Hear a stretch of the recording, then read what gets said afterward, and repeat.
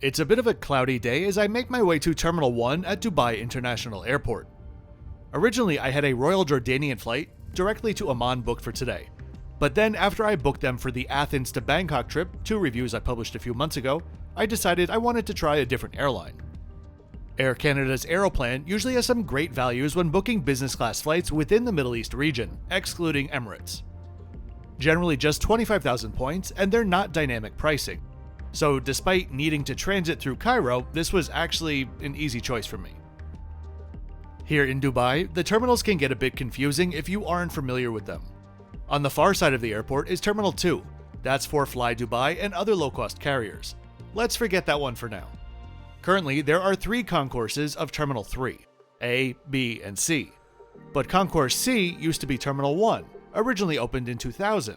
Over the years, as Emirates expanded, they absorbed that space into their own operation, all the while Terminal 4 was under construction. During the construction, Terminal 4 was reconceptualized into Concourse D, which was opened in 2016 and uses the original Terminal 1 check-in halls connected to them by train. So it's now known as Terminal 1 as well. Confused yet? Don't worry, there won't be a math section on the exam after the video. Before we head inside, let me welcome any of you that are new to the channel. My name is Kevin, and I am the Flip Flop Traveler. I'm here to give you honest content about flights, hotels, trains, and cruises. I paid for this trip out of pocket, and as always, the price I paid is in the description below. EGYPTAIR had no prior knowledge that I'd be filming today, and I wasn't compensated by them for doing so. Everything in this video is my own personal opinion based on my unique experience. The rest, I'll let speak for itself. Let's get started. Walking inside, there is no amount of Dubai fairy glitz that can hide the fact that this is a beacon of mid-90s airport design. That said, it functions well, and that's the name of the game. This check-in area is used by quite a few airlines, just, 82 of them to be exact. So I imagine during peak departure banks, it could get pretty hectic. The check-in area for my flight was so empty that I worried for a split second that my flight was cancelled and I didn't get the notification, but that wasn't the case. Still don't know why it was so quiet at check-in. After a couple of minutes, I was checked in and the friendly agent told me about how to follow the gold track. There isn't really a dedicated priority security lane per se, so you'll be using the Marhaba services who will have agents standing in front of the immigration entrance. They'll escort you straight to the front of the line and pass you off to another set of agents who are on the other side of immigration to bring you to the front of the security line. It was a little bit clunky, but hey, I'm not complaining for saving 20 minutes. And it's actually a pretty nice service for EGYPTAIR to maintain, and not one that I was expecting. As I started to walk towards the train in the D Concourse, it started to rain in Dubai. Between the tropical cyclone in Oman and the rain here, I would like to apologize to the Arabian Peninsula as a whole for the inclement weather which I have clearly brought with me.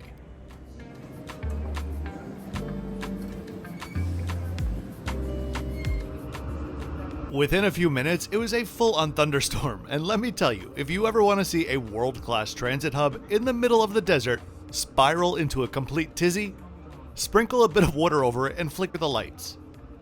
The number of inbound flights that started to circle offshore was a little bit amusing, and it turned into an hour-long delay for us, despite the fact that our inbound bird landed just 11 minutes late.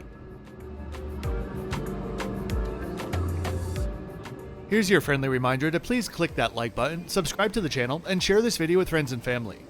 Those are truly the easiest ways, all free for you, to help support the channel. If you'd like to support me further, my Patreon is linked in the description below. Thanks very much in advance. Anyway, once inside the concourse, you'll leave the mid-90s behind and will experience the best of what Dubai has to offer when they're on a budget. The concourse has a central hall which the trains spill into, with the gates going to the left and right. For me, first I'd be heading up to the lounge that was included with this flight, the strangely named First Class Lounge.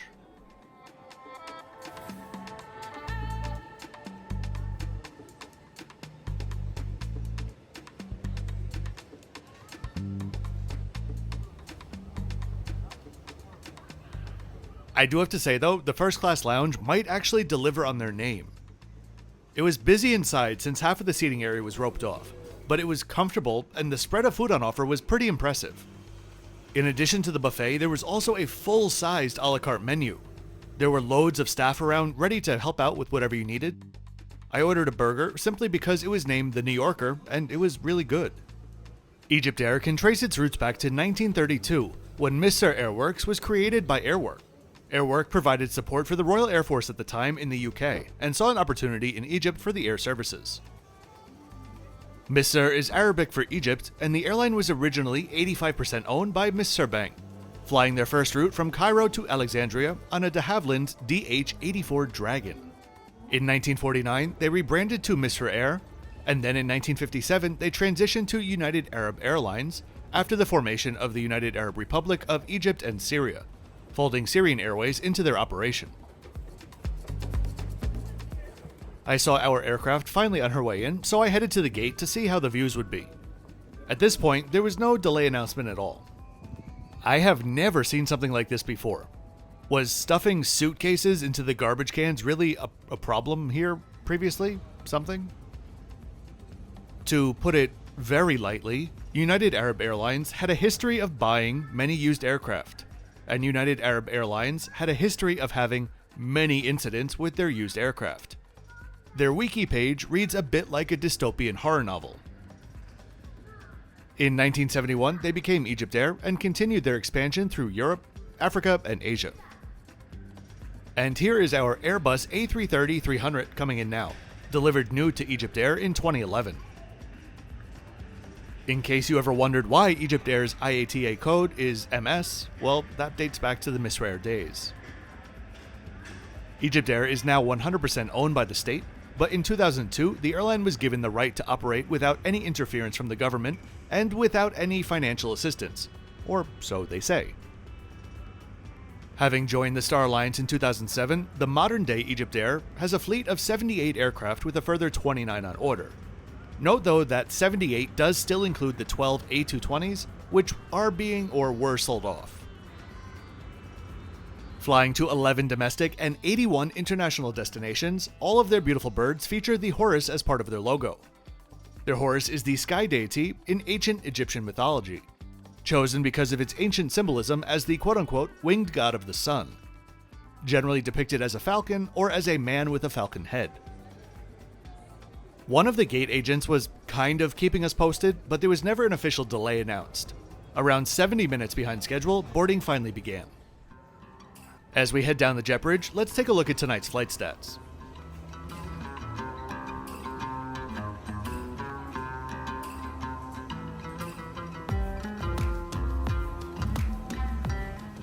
Ask most people who have flown EGYPTAIR their opinion of the A330 business class, and you likely won't hear too many beautiful words. But let's keep in mind that this is just a 3-hour flight and is usually operated by a narrow-body aircraft. 9 times out of 10, I'm going to choose a wide-body if given the choice, regardless of what seats are inside.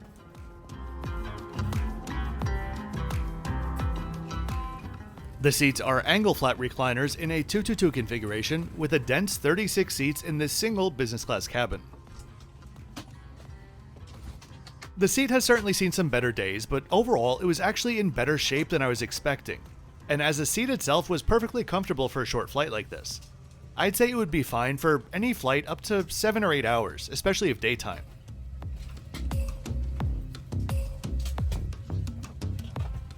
When we boarded, each seat had a water bottle, pillow, blanket, and headphones waiting for us. There was also a universal power outlet and USB port at each seat, but my outlet wasn't working.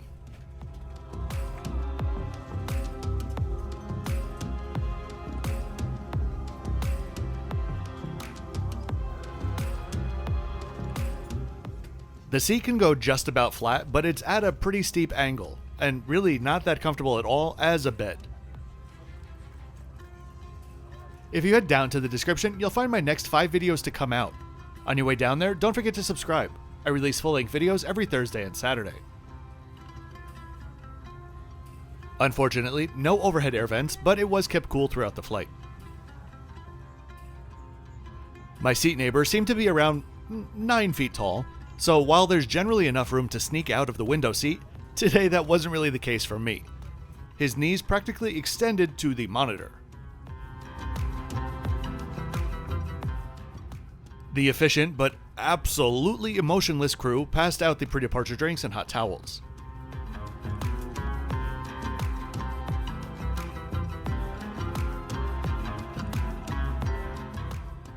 Note that EGYPTAIR is a dry airline.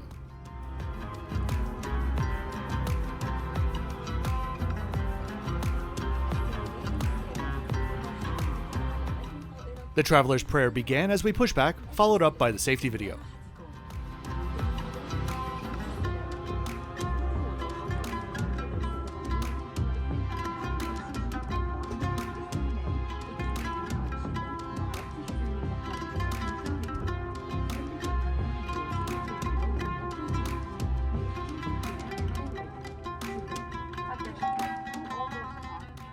Okay, let's get this show on the road. We had a quick taxi and lined up for takeoff. The spool up, takeoff, and airport stats are coming up next.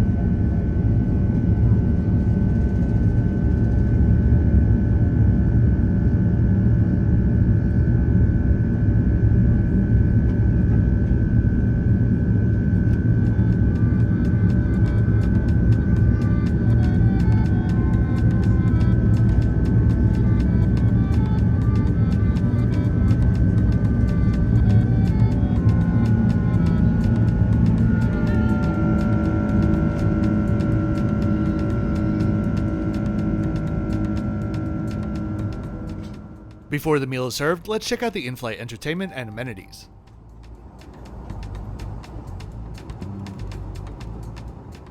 The system overall was much better than I was expecting. Operated with an attached remote, it functioned well enough without lagging and had a decent selection of titles and a clear moving map. Definitely could have done worse.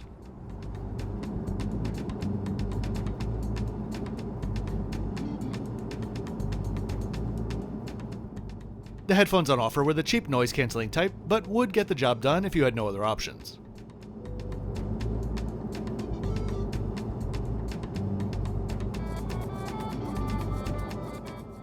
The pillow was, I think, due for retirement is a good way to put it.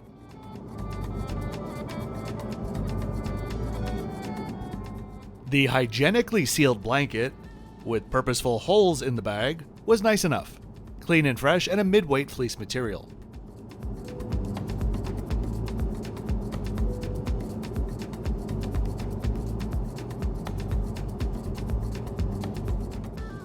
We were also given small amenity kits, which was a nice surprise for such a short flight.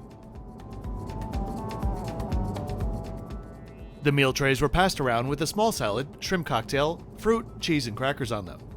And then in the next pass, the crew gave out the main dishes. All I could get was chicken or fish. I tried to figure out which one was Western and which one was not, assuming that there was one of each, but the crew didn't really understand my English, and my Arabic never really got me further than yalla yalla habibi, so I'll just take the chicken. I mean, I ate it. The chicken was surprisingly moist, given that I'm guessing it came from Cairo.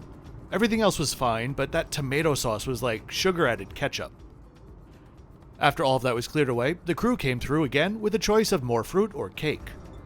If you're Italian, it was a coffee cream cake. If you're not Italian, it was a take on tiramisu, and was actually really good. What wasn't quite so good though were the bathrooms. Honestly, everything thus far had been a bit above my expectations, but I'd say the bathroom was squarely within my original expectations. I'm sure it could have been much worse. Around 30 minutes before arrival, the crew came around with mixed nuts and chocolate. Here's a tip for you. If you have a transit in Cairo, might I suggest taking 12 bags of nuts. You'll thank me later when you're sitting in the lounge. We caught our first glance of the Nile Valley snaking its way south as we began our final descent into Cairo.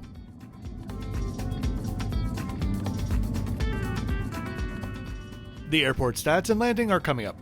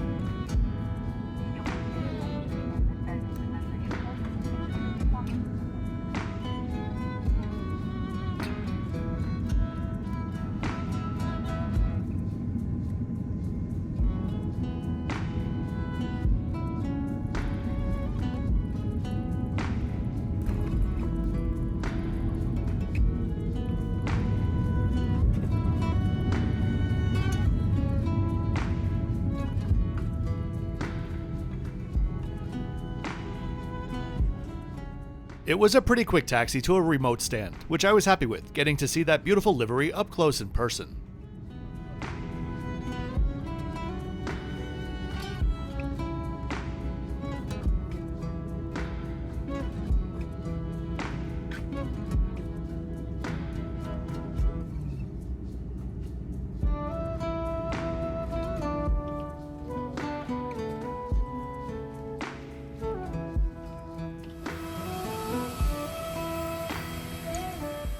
Some super VIPs were picked up in S classes, and the rest of us in business got a separate bus to the terminal.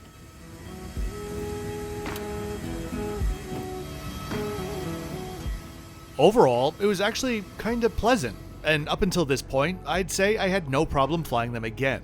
But I might change my tune a bit in my next trip report when I detail the absolute show that was Cairo International Airport on the day when they changed their clocks back and literally no one knew what time it was.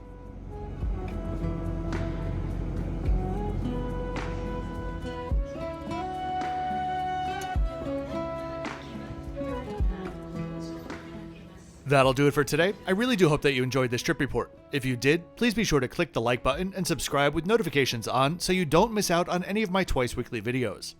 I'll see you next time on the continuation of this itinerary to Amman. Oh, and as always, thanks for watching until the end.